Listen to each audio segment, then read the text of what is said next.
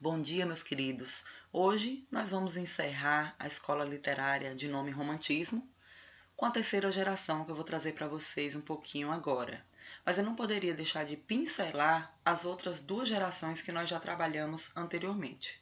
A primeira geração, que é uma geração nacionalista, indianista, autores que vão abordar o índio como elemento nacional, como símbolo de herói nacional.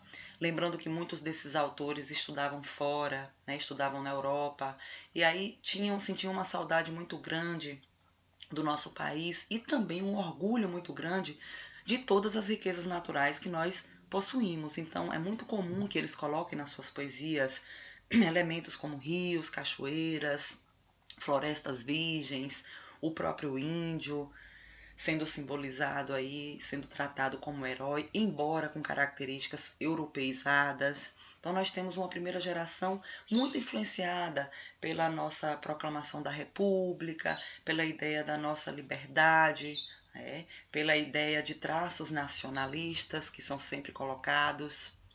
E aí, passando para a segunda geração, a gente tem uma geração mais introspectiva, mais egocêntrica, voltada para seus próprios problemas, para o seu próprio mundo, vivenciaram o que a gente chama de mal do século, que foi quando aconteceu um índice muito grande de mortes de autores novos. Autores morreram de tuberculose, alguns cometeram suicídio. Na verdade, era muito fácil morrer por amor, muito fácil morrer por sentimentos.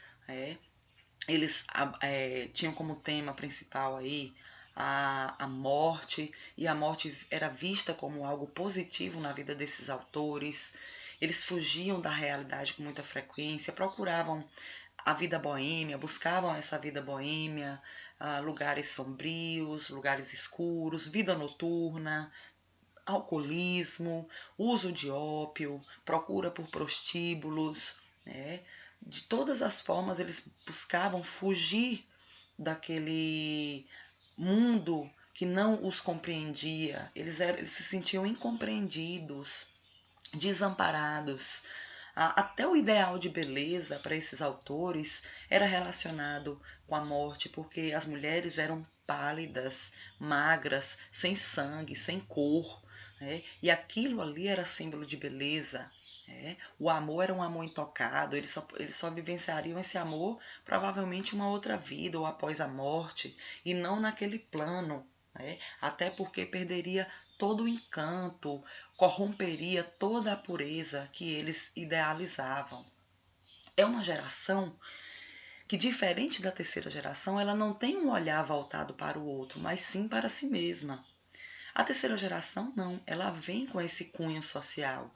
Os autores eles começam a observar a realidade que os circunda e eles a partir daí vão se sentir motivados a escrever sobre o que eles presenciam.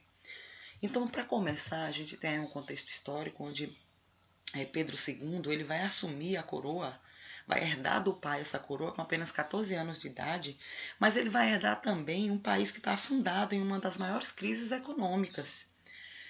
Além de tudo, a gente tem aí lutas, revoltas sangrentas que vão se alastrar por todo o território nacional, como, por exemplo, a Balaiada no Maranhão, a revolta dos liberais em São Paulo e Minas, Farroupilhas no Rio Grande do Sul, e aí Duque de Caxias contendo, né? Todos os focos de revolta, tentando abafar os gritos de república, os gritos de abolição que já haviam se espalhado, né, pelo nosso território. É importante lembrar que, dentro do contexto econômico brasileiro, as coisas começam a se modificar lentamente, a ideia de prosperidade vai acontecer, a prosperidade econômica, e vai animar a classe latifundiária, que é justamente aquela classe que defende a escravidão. Bom, essa imagem ela vai trazer para a gente a ideia de uma maioria silenciosa, ou seja, para cada português que residia no Brasil, a gente tinha 3 escravos. Escravos esses que eram privados, né, de qualquer acesso à cultura, leitura, estudo. Né? E aí a gente tem aí uma lei que seria criada justamente para proteger esses escravos e para punir quem fosse surpreendido realizando o tráfico, essa lei ela não vai adiantar muito porque sempre existiu uma maneira de burlar essa proibição. E aí uma sociedade vai surgir dividida. Essa divisão ela vai acontecer de 3 formas, através de 3 posições entre os políticos brasileiros. Nós temos aí os emancipacionistas, que na verdade eles vão defender a extinção lenta e gradual da escravidão. Ou seja, eles, na ideia que eles defendiam, os latifundiários eles precisavam se organizar, substituir essa mão de obra africana gradativamente para que eles não tivessem nenhum prejuízo na lavoura. Temos também os abolicionistas, que esses sim, eles defendiam a libertação imediata de todos os escravos. E contra esses 2 grupos a gente tinha os escravistas, que na verdade queriam a manutenção do sistema, mas caso esse sistema não prevalecesse, eles queriam pagamento de indenização aos proprietários, porque eles acreditavam que os escravos eram propriedade sua, já que eles tinham comprado, né? E eles não poderiam permitir que esses escravos fossem libertos, né, sem que eles recebessem alguma recompensa pelo que eles gastaram comprando esses escravos. Daí surge o condoreirismo.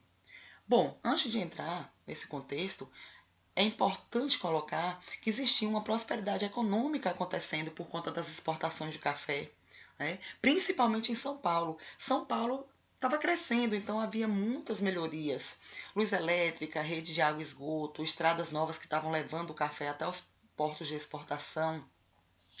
E aí a ideia que se tinha é que os saraus, as festas aconteciam com muito mais frequência e a gente imaginava estar vivendo dentro de uma cidade europeia, tamanha a evolução que vinha acontecendo. Né? O que a gente precisava entender é que algo estava camuflado ali por trás de todo aquele progresso, de toda aquela evolução, existia a escravidão. E a escravidão, na verdade, nos engenhos, nas senzalas úmidas, frias, era uma desgraça de um povo. Então, quando a gente entra no condoreirismo, e o condoreirismo vem da palavra condor, que é uma ave que representa a liberdade, a gente vai ter aí, inspirados justamente por esses princípios libertários, Vitor Hugo, Castro Alves, Souza Andrade, eles vão falar dos horrores da escravidão e abordar vários outros temas sociais. Ou seja, o condoreirismo ele surge para denunciar as injustiças sociais. A partir daí, a gente tem os agentes do discurso, as condições de circulação dos textos. Elas não vão se modificar com relação àquelas na segunda geração. Vão acontecer os saraus, vão acontecer os bailes, as associações estudantis, embora com muito mais frequência. Ao lado disso aí, os jornais eles vão se fortalecer como instrumento de divulgação dessas obras literárias. E nós temos aí o poeta orador. O poeta orador, né, ele vai aos teatros, ele vai às sacadas dos jornais, ele vai às praças públicas para declamar os seus versos.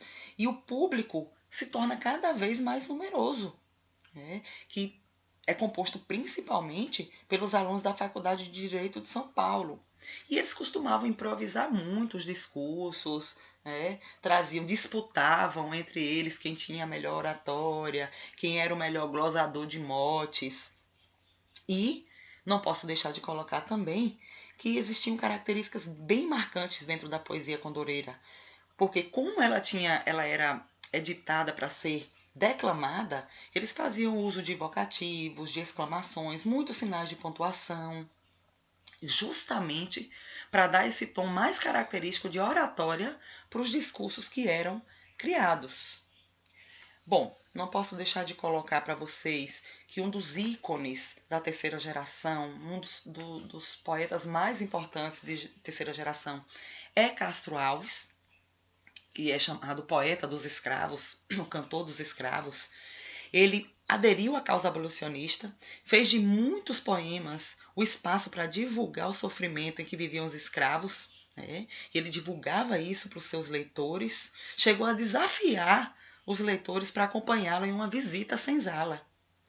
Estudante baiano, né? Ele foi para Recife para frequentar a faculdade de Direito e aí ele vai ser inspirado pelo crescimento da cultura urbana, pelos debates em torno dos ideais democráticos, pela revolta da manutenção de um sistema escravagista. Né? Ele vai se influenciar muito por isso e ele vai ser a porta de entrada para a nova escola literária que nós vamos estudar, o realismo. Castro Alves só se mantém no romantismo porque ele ainda traz muitas características do romantismo. Ele ainda traz muito subjetivismo, muito sentimentalismo em suas poesias, que são características marcantes da escola literária romântica. O romantismo ele vai se inspirar nessas denúncias para trazer uma leitura, um texto mais objetivo, né? Desfocado do sentimentalismo dos românticos, mais voltado para a realidade que nos circunda. Então, essa aula sobre o realismo fica para a próxima. Eu espero que vocês tenham compreendido direitinho o que vem a ser a terceira geração romântica. Qualquer coisa, eu estou por aqui. Um grande abraço a todos. Fiquem com Deus.